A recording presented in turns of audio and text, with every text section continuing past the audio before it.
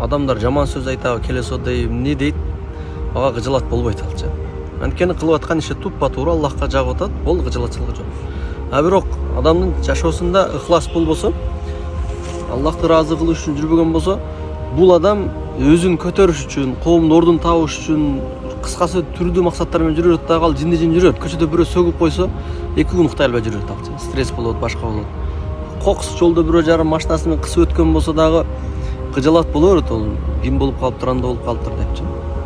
Анткени ал жашоодо бир ордун табып, бир адамдардын алдында өзгөчөлөрдүн алдыга чыгайын деген максаты бар да.